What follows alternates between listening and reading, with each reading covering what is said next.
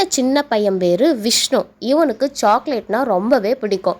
Daily school முடிச்சுட்டு வந்து கடைக்கு போய் சாக்லேட் மட்டும்தான் வாங்கி சாப்பிடுவான். அம்மா எச்சரிச்சிட்டே இருப்பாங்க, அதிகமாக சாக்லேட் சாப்பிடாத, உடம்புக்கு கேடுன்னு சொல்லுவாங்க. ஆனால் அவன் கேட்கவே மாட்டான். சாக்லேட் உடம்புக்கு ரொம்ப நல்லது தான் அம்மான்னு சிரிச்சுக்கிட்டே சொல்லுவான். விஷ்ணுவுக்கு பர்த்டே, அதுவும் ஸ்கூல் டேஸில் வந்துருச்சு. ஸ்கூலில் அவனோட ஃப்ரெண்ட்ஸுங்க கேக்கு, சாக்லேட்டு எல்லாம் நிறைய வாங்கி கொடுத்தாங்க. அவனும் எல்லாரும் கொடுக்குறாங்களேன்னு அளவு தெரியாமல் சாப்பிட்டான். அன்னைக்கு நைட்டு அவனுக்கு அதிகமாக வயிறு வலிச்சுது. என்ன காரணம்னு தெரியல. உடனே டாக்டர்கிட்ட போனாங்க. டாக்டர் செக் பண்ணிட்டு சொன்னாங்க, சர்க்கரை அளவு அதிகமாக சாப்பிட்ருக்கான், அதனால தான் இவனுக்கு வயிறு வலி வந்திருக்குன்னு சொன்னாங்க. ஊசி போட்டு டேப்லெட் கொடுத்தாரு டாக்டர். ஊசி போட்டுட்டாங்களேன்னு விஷ்ணுவுக்கு ஒரே வருத்தம். அடுத்த நாள் காலையில் விஷ்ணுவோட தாத்தா விஷ்ணுவை கூப்பிட்டு ஒரு கண்ணாடி டம்ளர் நிறைய பால் கொண்டு வர சொன்னாங்க. அவனும் கொண்டு வந்து கொடுத்தான்.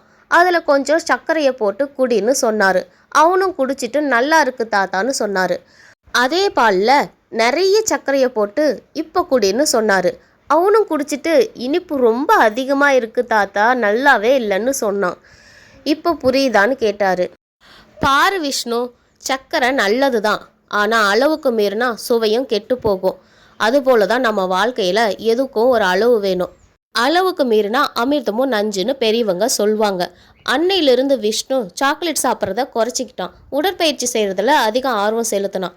ஸ்கூலில் இருக்க ஃப்ரெண்ட்ஸுங்க விஷ்ணுவை பார்த்து கேட்டாங்க, நீ ஏன் ரொம்ப மாறிட்டன்னு. அதுக்கு விஷ்ணு சிரிச்சிட்டே சொன்னால், அளவு தெரிஞ்சால் வாழ்க்கை இனிமையாக இருக்கும்னு. இந்த ஸ்டோரி பிடிச்சிருந்தா சப்ஸ்கிரைப் பண்ணுங்கள், லைக் பண்ணுங்கள்.